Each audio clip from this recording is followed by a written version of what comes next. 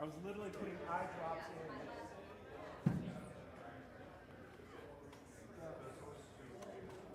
Brutal.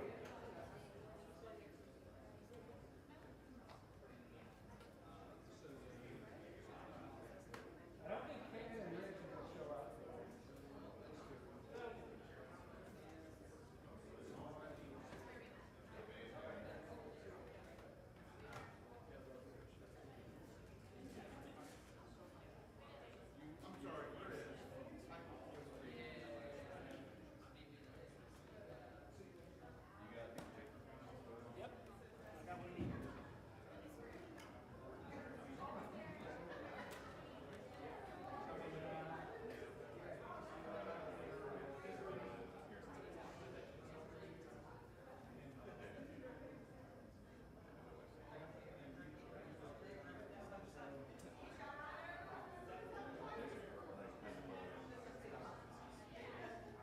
Hello.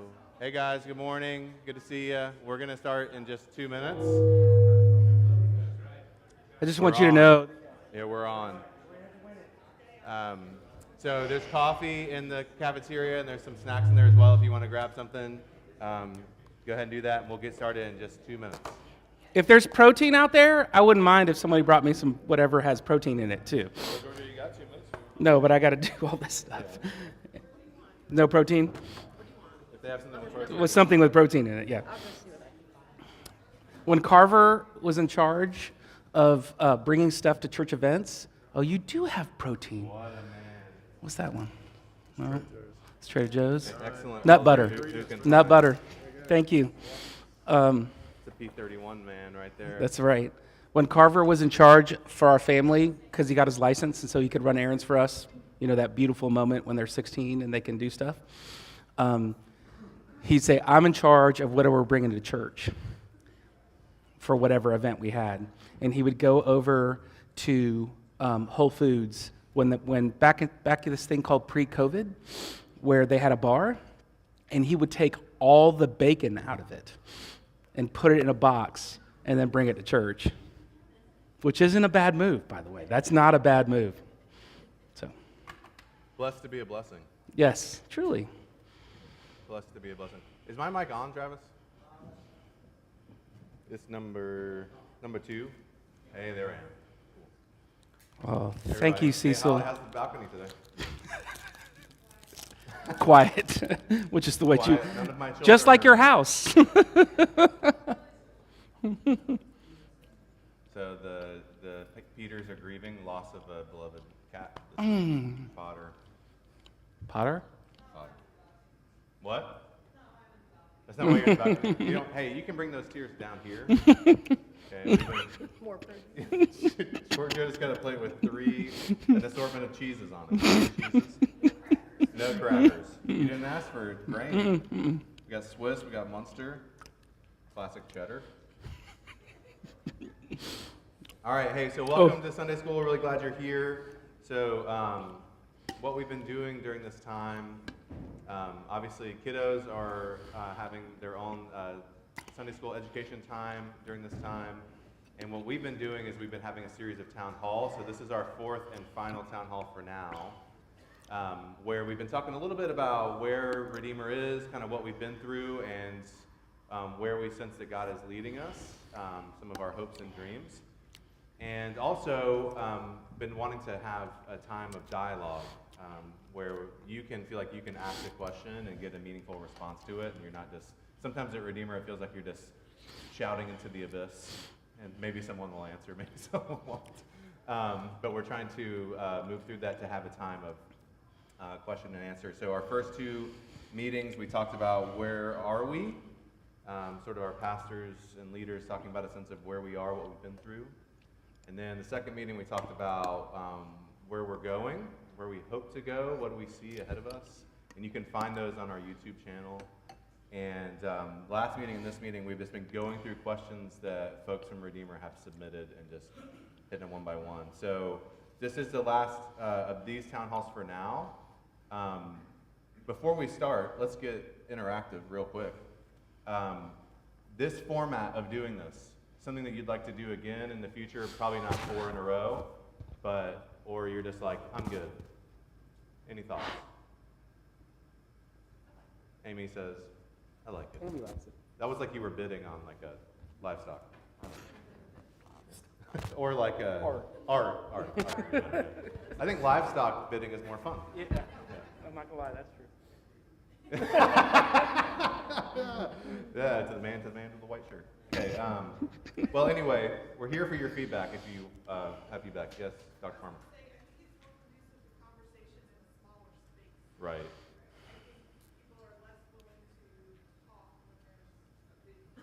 And a mic. Yeah. See Amy. Yeah. I think that doing it in this, I think you're right. I totally agree. Doing it in a smaller setting is more conducive to conversation. Part of this particular one, it feels like there's a particular desire to hear clear answers about specific questions right now. And so it has to be documented for folks that are teaching Sunday school and stuff.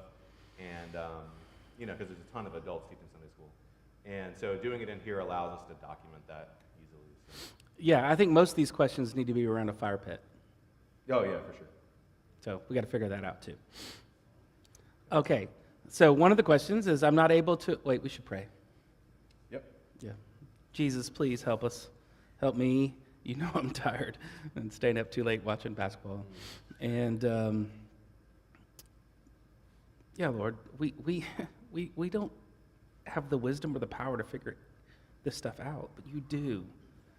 And Spirit, would you just please be with us? Help me be clear and not overly nuanced. Help me, just help me, help Chris, help anybody else who speaks today in clarifying our questions and clarifying our responses. We just need you.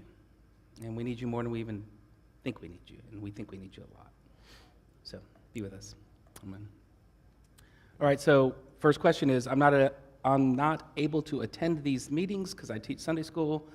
Will you respond to them in written form or some other form? So we record these things and put them online. Another person answered with, thank you so much. I was teaching Sunday school. I got 2 answers. Let me work with Caitlin and Susan to figure out what our bandwidth is, because I've written almost all of these things, written responses to almost all these things, because I didn't want to be too nuanced. So let me get with them to see if there's a clean way to do this. You've used up your nuances for the rest of the hour. All I know is that The word nuance. okay, Yeah. Cecil gave me this nut butter for my protein, but I took the first bite of it and I had to have 6 sips of coffee to actually get the peanut butter out of my mouth so that I could actually talk. So I'm gonna hold off on that for the sermon. What's happened to the congregational meeting? Last couple of years, it seems like we've either had less or not as intentional in them. Updates about church business and all that stuff. And so I want you to remember, way back to the beginning of COVID, we actually had 5 of them in the 8 months that we were online. I was just telling Travis I texted him so I wouldn't interrupt you. Oh, okay. Yeah. Yeah. I should have probably picked up on that cue. Yeah, I should have done that. I thought you were just waving your hands. So we did do that, but it was online. It was after the service. It was Zoom called. And so really, this idea of doing the town hall meeting was a response to catch up quick on those things. So we're right now, truly the difference between a town hall meeting and a congregational meeting isn't great. So we're trying to figure out right now what the rhythm that we need to have is. So, great question. We want to communicate better and more often in the future, period. Correct. And by the way, when I was gone, Chris did This is Redeemer Sunday schools, and that was the same instinct. So whoever asked the question, we're working off the same instinct. Let's keep talking. I should not stop for this. Good. So we're trying to figure out the new rhythm. One of the questions is, it's not a question, but more of a thought. We need someone to staff to head up women's ministry and men's ministry. Such a huge need that feels a little unmet at this point. And Amy, we could just all watch Amy's response to all these questions, because she just went, Actually, all these questions came from Amy. they're all Amy's questions. They're actually all Amy's I think questions. she's the only one that the link worked for. So I would say this, like I was so curious about this question. What I wanted to ask was, what do you mean by women's and men's ministry? Do you mean one-on-one care? Do you mean Bible studies? Do you mean retreats? What do you mean by that? Because I think, because we probably agree on so many of those things. And what typically happens in a church is that we find one person who coordinates it all. But that can also be problematic because one person, male or female for men or women's ministry, doesn't have the capacities, especially with pause. Y'all were as generous as any human beings have ever been at Redeemer from November, December, and January. Unbelievable. The last 2 months, we're $50,000 short. And so we're like, love you, still generous, but love all y'all. But you're gonna make Roger crazy here in a second, you know? So anyway, we're literally just trying to figure all that stuff out to see what staffing capacities we have. So our budget runs from June to June. And so we're planning right now about what hires we're gonna make and all that stuff. So is it a coordinator? Is it more of a pastoral congregational care situation? Like that's the work we're like presently doing. So, yes. Is there an implication that there is room for like one or two new roles and you guys are trying to figure out what this might be? If you'll hold on to that question a little bit, I'll address it in another person's question. And if I don't, ask me. Yes. Is the short answer. So here you go. Oh, hold on. There was another question that I want to answer in sort of response to that other one, because you were saying, hey, folks are like, who's going to run men's ministry? Who's going to run women's ministry? And then the question is like, are we going to hire someone to facilitate that? What does it look like for our church to lead as the congregation and not just staff people? So one of the questions, I thought was a great question, was basically like, I'm not serving in the nursery. I don't really know how then to serve at Redeemer. It seems like there are a couple of very specific service opportunities, and otherwise, I don't really know how to serve. And part of how I think I'm orienting toward Redeemer going forward isn't so much, hey, you come to Redeemer and we hire the right people to do the programming that you need.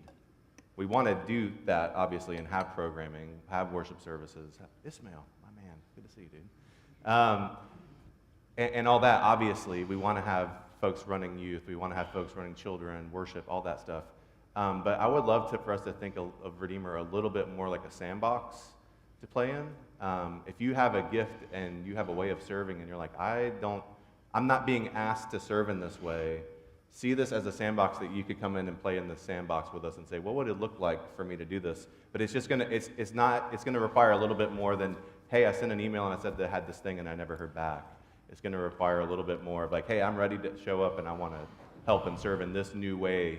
Because there will be other people that also wanna serve in that way that really respond to that, and they don't know how to ask that question either. So I think it's a moment for folks that are a little bit more enterprising and have ideas, just to bring them to bear and play with us in the sandbox. So, I'm reading a book right now, by which I'm listening to at 1.75, that is called The Starfish, and it's talking about organizations that, I don't even know if it's called that. There's a starfish. It's called The Starfish and the Spider, yeah. Thank you.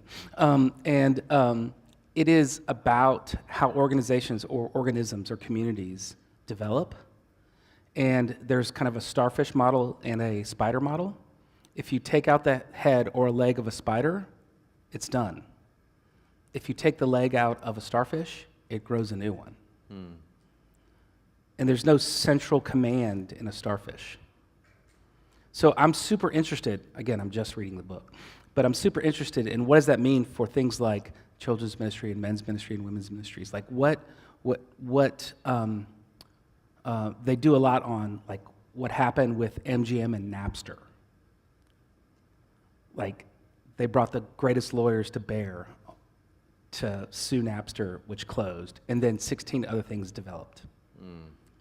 And so it's all about this kind of like, what does an organism do to regenerate and become beautiful? Because they're committed to a set of shared values. Obviously, when you're talking about Napster, we're talking about illegal values. So we're not trying to do that.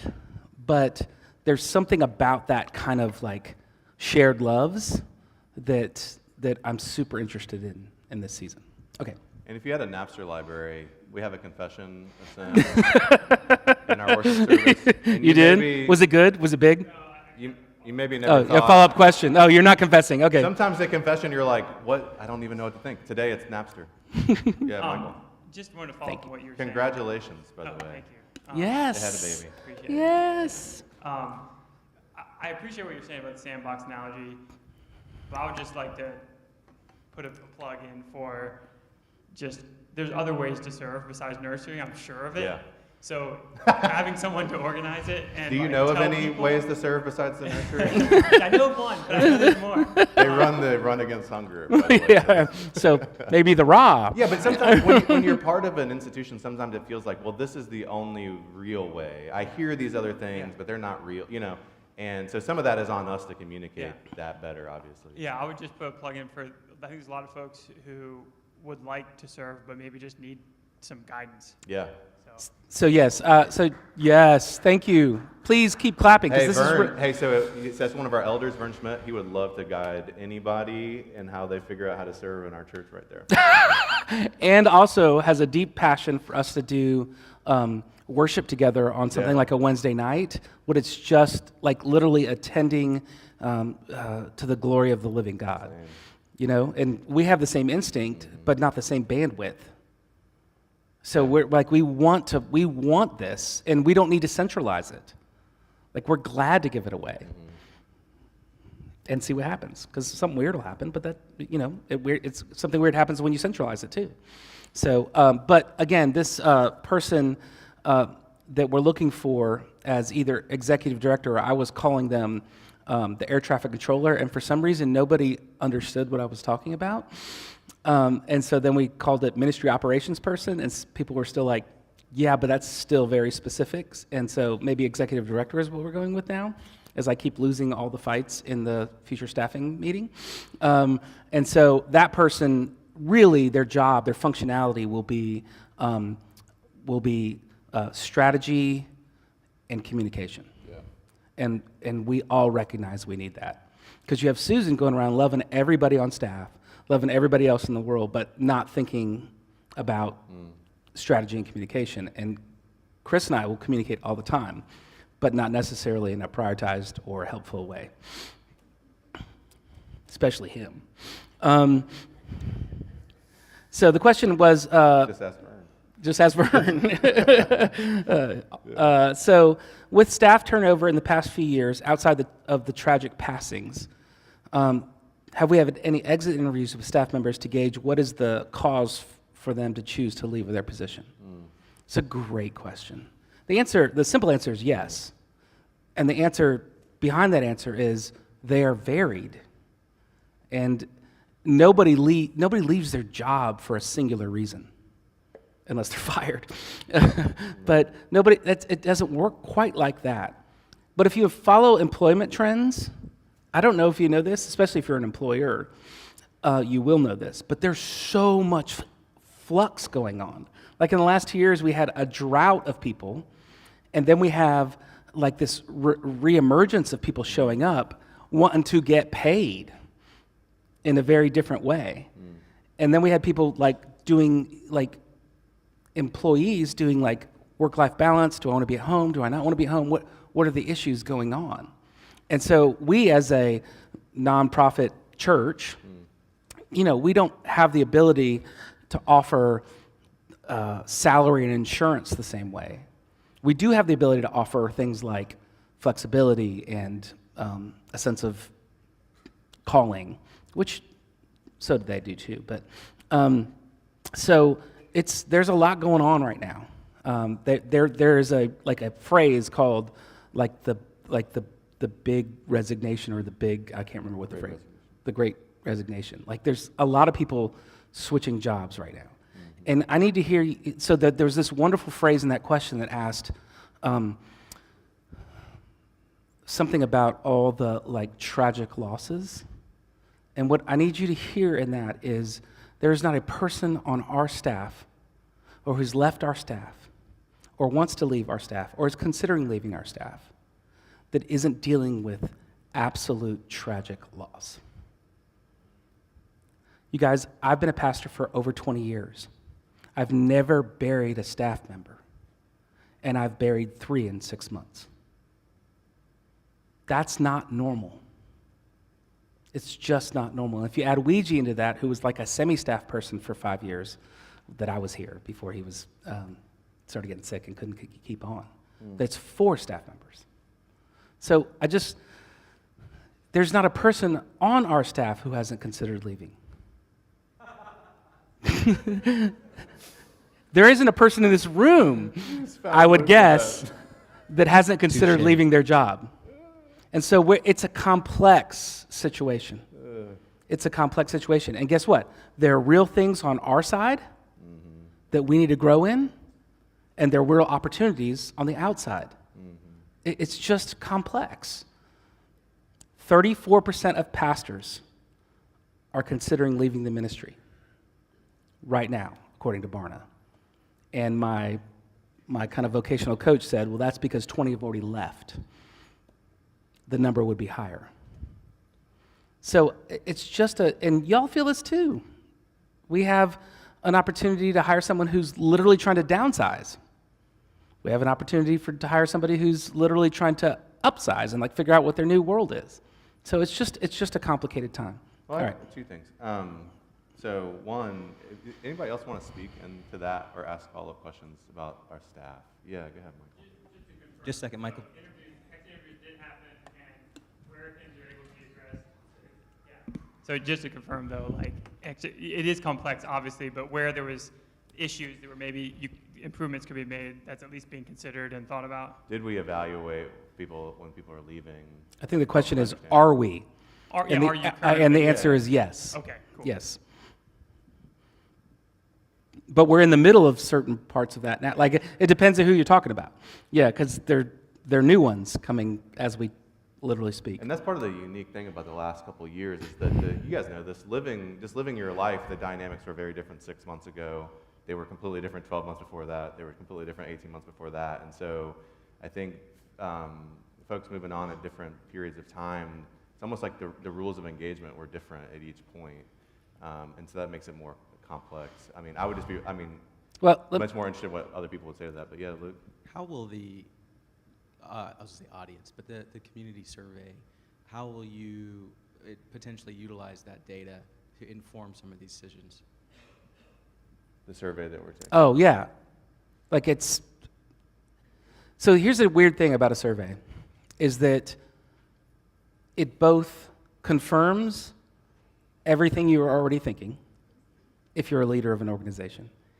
It brings up all the kind of like, it usually doesn't get the 80% as something new. It gets those extra 20%. And here's the other thing with the survey, is that sometimes when you take a survey, because I just took the survey, by the way, which I think I failed. You did not pass. I didn't. And my wife just took the survey, and she was like, oh, this was complicated. The problem is when you do a survey as an individual, and 300 people do a survey, all 300 people feel like their need is going to be fundamentally addressed. It's the danger of doing a survey. That's why Apple never does a survey. Now, it's its own problem, because then Apple like changes their dumb cords every freaking 2 years, and it costs you $100 to get a new one.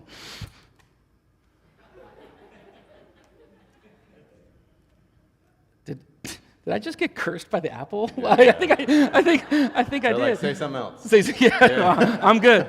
Because I'm sure they're listening. And so we want to orient towards the survey in listening curiosity, but not necessarily strategy. Yeah. And so that we can be clear about expectations of the things that we'll meet and we will not.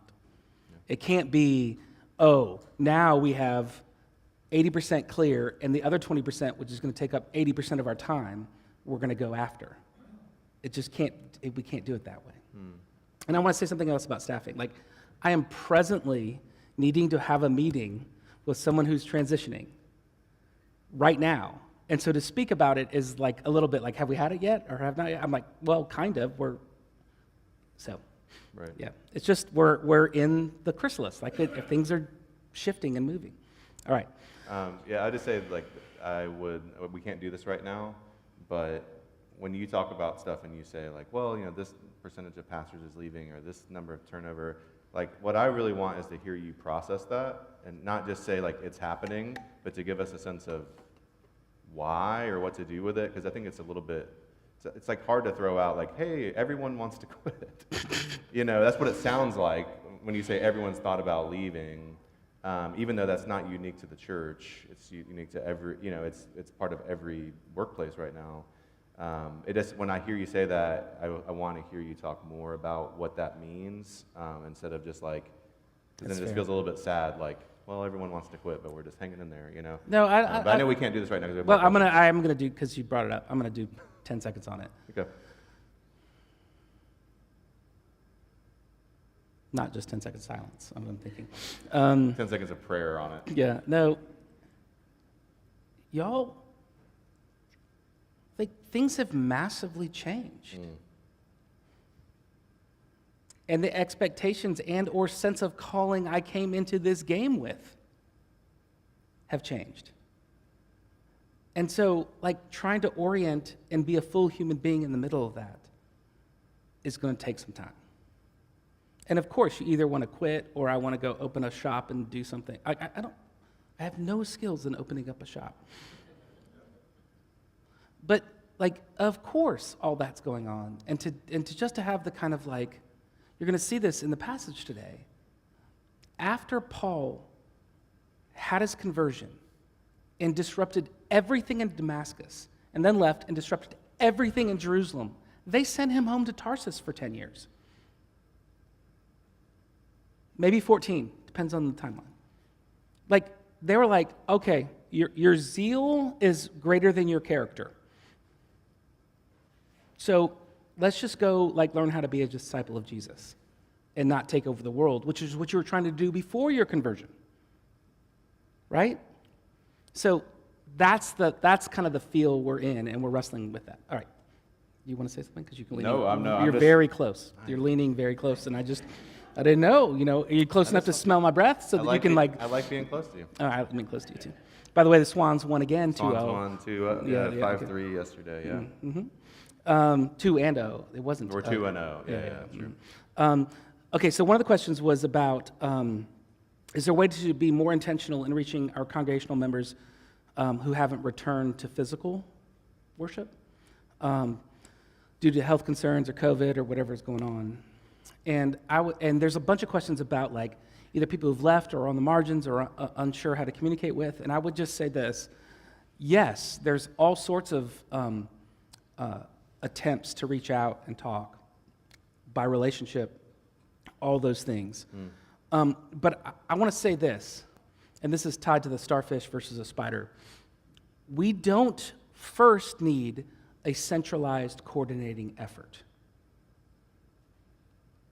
We need someone who will coordinate an effort of non-centralized relationships and texts and calls and the beauty of gospel fellowship that exists.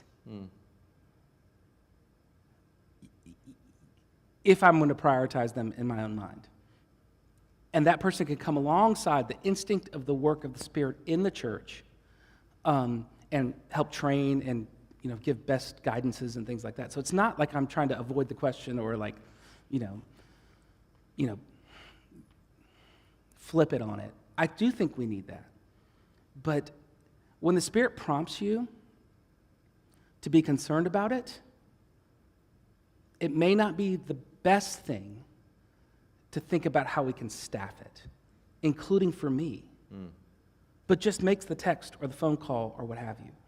And multiply that, even in just this room, much less the 350, 400 people who show up on a Sunday. That fundamentally shifts everything. So give yourself to those instincts, because it may be that a simple solution of your reaching in or reaching out actually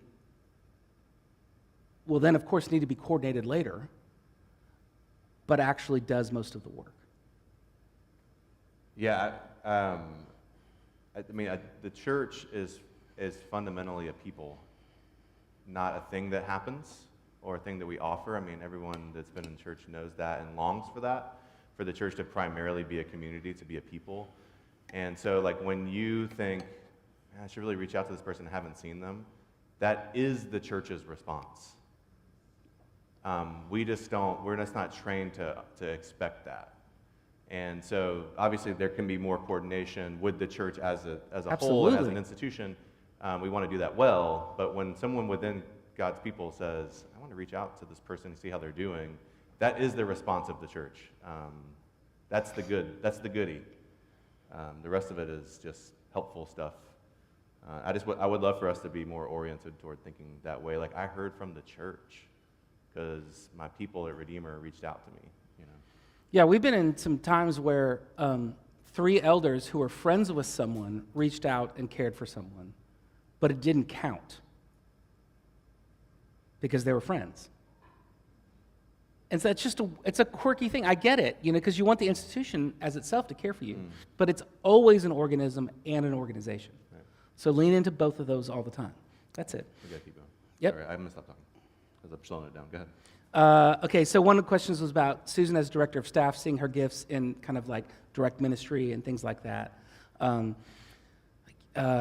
And what would she do if a ministry operations / executive director comes, and how does that all work? And I would just say we're in the middle of that right now.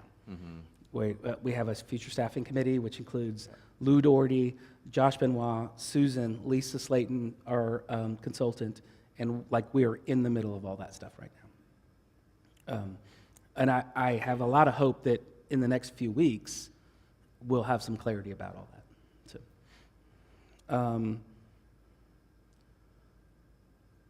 will the operations communications role be full-time or part-time?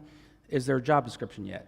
The job description has now come across my desk, and we are working it out. We have a meeting with Lisa and that future staffing committee on Tuesday or Wednesday morning, I can't remember, and we're finalizing that. The question of if it's full-time or part-time really depends on the person who could do it.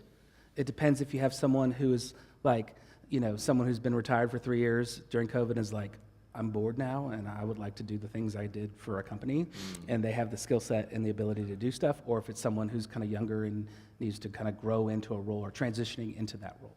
So that's, the amount of hours is probably somewhere between 25 and 40, depending on the position. 25 and 70. 25, yeah. By 40, we mean everybody knows that 40 don't really exist. Okay, this is my favorite question. Well, the next gen, can we not call it that? Gen G-E-N. G-E-N. Well, the next gen... Not J-E-N. There is no next J-E-N. Yeah. Just one. Will they also be over children's ministry? Again, this is what the future staffing committee is kind of dealing with. First of all, I don't love next gen. The reason we called it next gen is because it's kind of the hot way of talking about it right now. And we weren't sure if this position was going to be overseeing children as well. So it was just trying to be a little broader. At the same time, what's happened is, if you can remember, let me give you a little history, is that Jen Sanders left to do congregational care, not left, but emerged into... Change positions. Yes. And then Brandy came in to oversee children. And then Brandy left staff. We have had an exit interview with Brandy, and she's still fully engaged, just in case you're wondering. And then Ashley Sharp, who she had hired a couple of weeks before she made that decision, has now been emerging not just in that position, but in this amazing space where she's got, talk to Ashley Sharp about her visions for children's ministry, and then make sure you have 15 minutes. Yeah. It's not a quick question, because she's being trained. She's like, boom, she's on fire. She's sharp, yes. But she's on fire about this stuff now. So we're watching her emerge as a visionary leader in this, and we're going, okay, Lord, what are you doing here? So just so you know, it depends on if there's a simpatico, there's a good relationship with whomever we hire in terms of like, I don't mean that in terms of like friendship, because that's going to happen or we wouldn't hire them, but like co-laboring relationship or not. Whether we'll separate that or put those two together, and it depends on how many hours that person takes. So you can see why I don't sleep a lot at night, because I'm trying to figure all this stuff out. No, there's no figuring it out. By the way, Ashley is incredible, and we were supposed to have 5 town hall meetings. And then like 2 weeks ago, she was like, yeah, it's going to be 4 town hall meetings. Because my dreams for Palm Sunday are way bigger than your town hall meetings. And so... And she was I'm gonna- right. I'm going to need you to finish that up so I can do this. So And we she's can have right. donkeys and sheep. So we can have like live animals, yeah, on the property. By This the is way, gonna be next amazing. week's going to be It's gonna be awesome, incredible, y'all. Incredible. And it's for kids, which you know what I always means is actually the best training for Yeah, adults. yeah. It's like the live nativity, but the Easter edition. Mhm. Yeah. We love the rhythms of Advent and Easter. What are some of the community rhythms of summer, ordinary time? Do you think we'll continue the meals and gatherings like last year? And all I have to say is absolutely. Yep. I literally, on Friday, we met together and going like, okay, so how are we going to have daily prayer? How are we going to have gatherings? So, grief. This was a huge one, there were like 5 or 6 questions about how we build our capacity to grieve. Is there a way to orchestrate mental health check-ins? The valuing of the communal reality of that versus the individual reality of that. I'm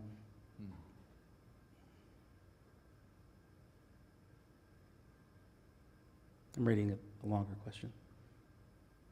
Yeah, like how do we attend to people in different life stages and their own grief in the middle of it all? And I would say, and one is like a very specific question about Tripp's own death and what are we doing to continue in this. Some were about John and Barry as well. One even is like, I love to have group counseling offered. These are just these kinds of questions. And I would say this, so on May 11th, we have, Susan has brought someone in who is a grief counselor who's going to come in for a more communal grief kind of option for us. I think it's the 11th. The Daily Prayer Project, if you've participated in it, in those prayers, there's a lot of space for us to do communal grief together. Individual grief as a community.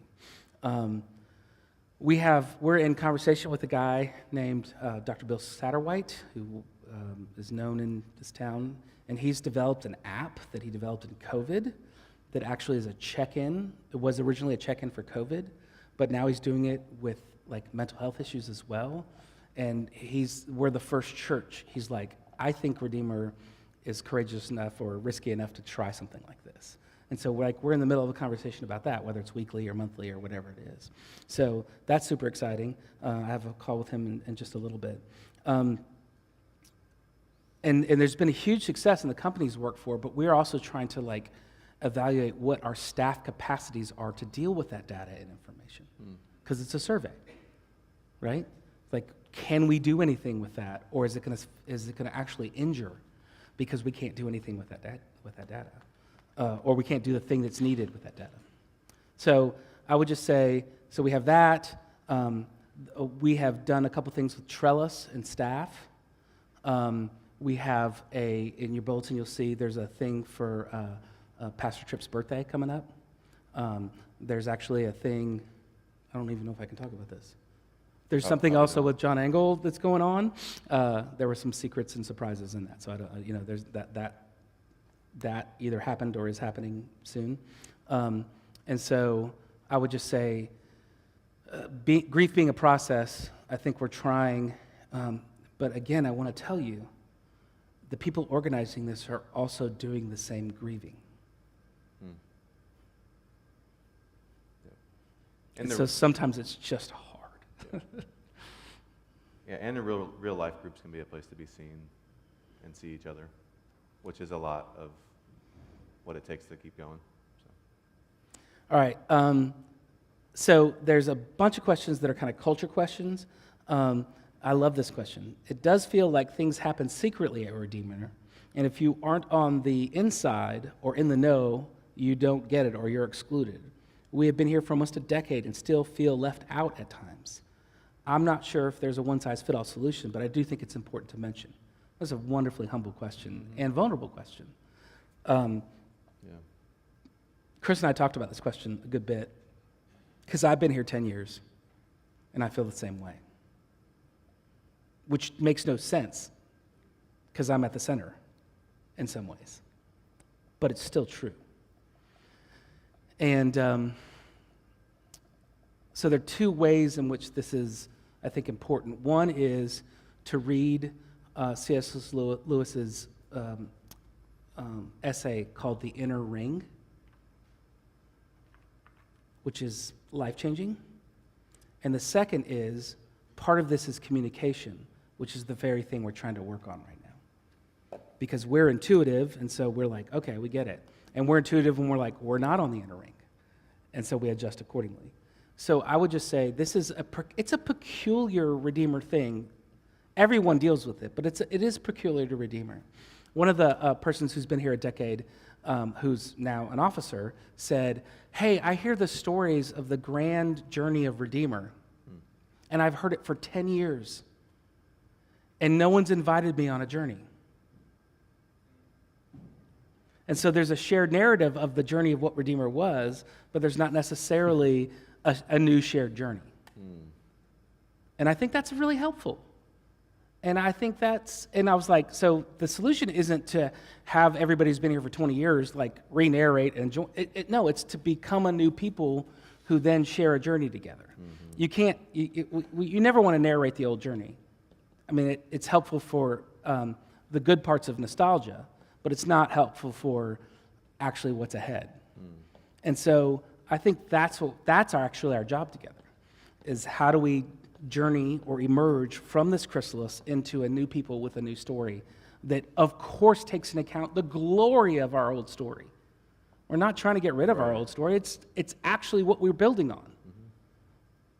And when we say new, it's not like, hey, we're going to stop doing everything we've been and be something different necessarily. It's just an acknowledgement that the Spirit is always transforming us for new things. Yeah, let me just reiterate that. The language we used, and I try to do it as purposely as possible, is there are new people, and there are renewing people in our midst. That's who we are. But that's not a new thing. That's actually the thing that we've always been doing. And so I'm not like trying to reinvent Redeemer, in a chrysalis. What I'm trying to say is some of the most important things we've been about are what are going to lead us to what we're going to be. There are new people here. There are people who've been renewed in this process of whatever we're going to call the last couple of years. And then we have people who are renewing. They're like seeing things differently. Those are the things. But that's kind of not new. Yeah, that's who we've... That's what we are. And when I think about Jack Miller, who to me doesn't exist as a person I knew, but he was oriented towards the least of these, prayer, and the power of the gospel to change our lives. And I'm like, there are no more, that's it for me too. Yeah. The people might have changed.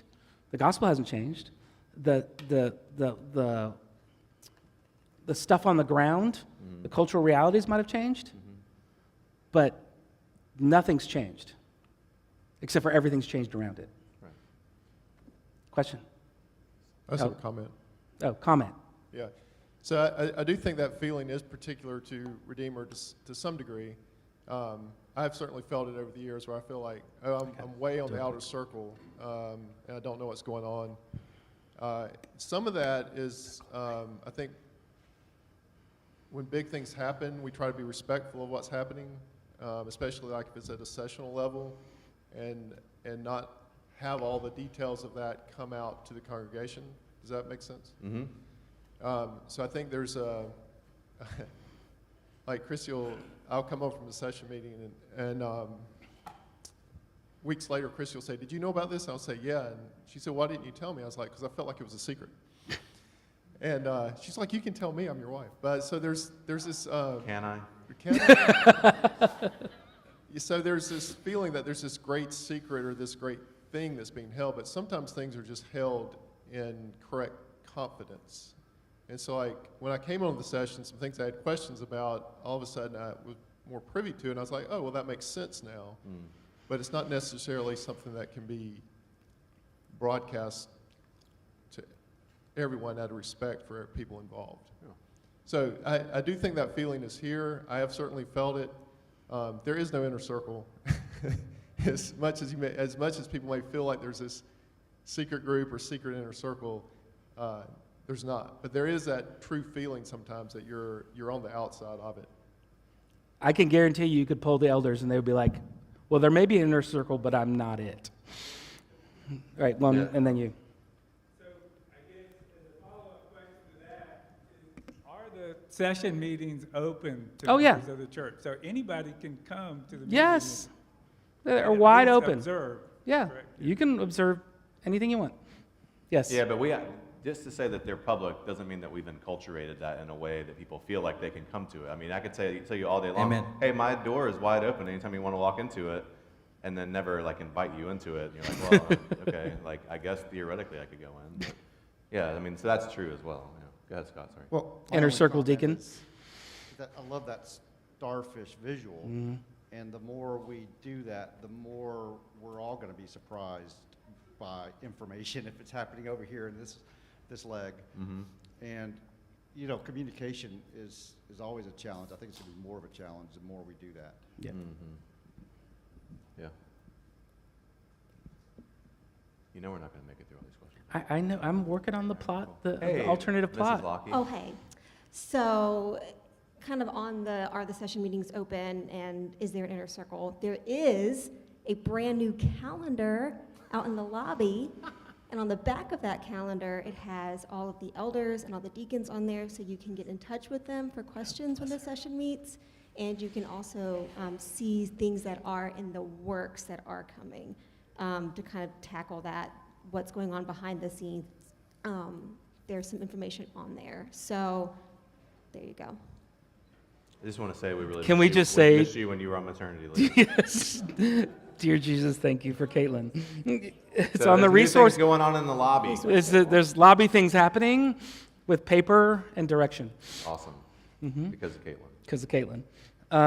How do we imagine us being a church where anyone, capitalized, feels welcome? How do we better love folks we've historically kept on the margins or treated with outright hatred? I just love the question. And I also think that is fundamentally not ultimately from the pulpit or the worship service, but from the person sitting next to you in the pew. Yeah. Because I had people come to our church who were like, what he's saying vibes with me, but no one here understands me.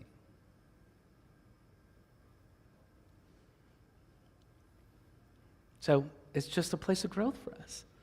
It's not bad. I mean, we had an African American person show up, and they were like, and someone came up to him and said, "Oh, you must be Giorgio's friend."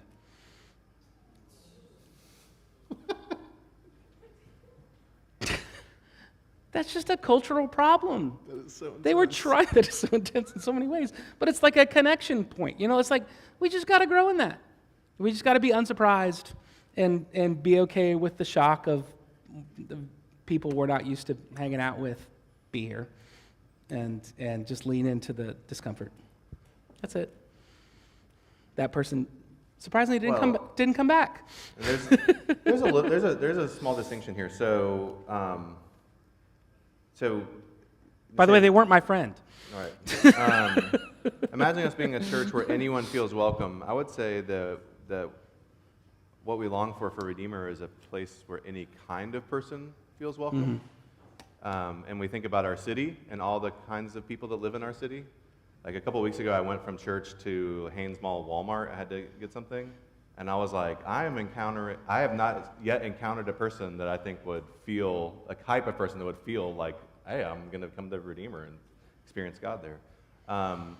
So it's not, because anyone could come and have a bad experience or not feel welcome to bring their own issue, but any type of person, that means that each type of person, a kind of person, is seen and valued and welcomed. And so what we want to do, because we can only speak as the pastors, so we want to say that we will have your back if you invite someone into this space, that the way that we treat them or the way that we speak from the front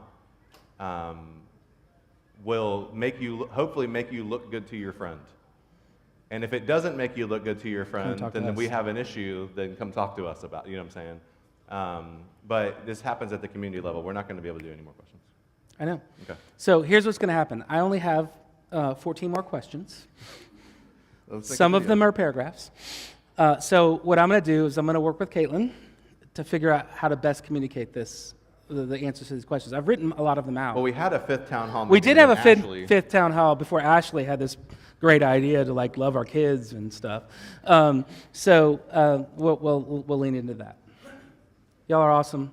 Would you pray for us? Sure, and you can expect to receive the rest of these answers in the next week to 10 days. 2 weeks to 3 weeks. Weeks to 10 days. Sure. Lord Jesus, we praise you. Lord, all this stuff is here, and we're here because you intended us to be. And Lord, you just have beautiful things for your people. We have this beautiful life in you that's totally new and full of forgiveness and life, where you invite us to just cast off these things that weigh us down, our agendas, our bitternesses, our sin, and to come after you and experience your love and freedom and to tell others. And Lord, we want to do that. And so I thank you for my sisters and brothers. What a glorious place to belong here at Redeemer. And I pray that you would make us more glorious so that you would just receive praise and that other people would know your sweetness. Thank you for this time. In Jesus' name, amen. Amen. Okay, there's coffee and there's snacks and stuff. And there's cheese. Giorgio has 2.5 pieces of cheese he would like to share with you. Also, cheese is a lot like peanut butter.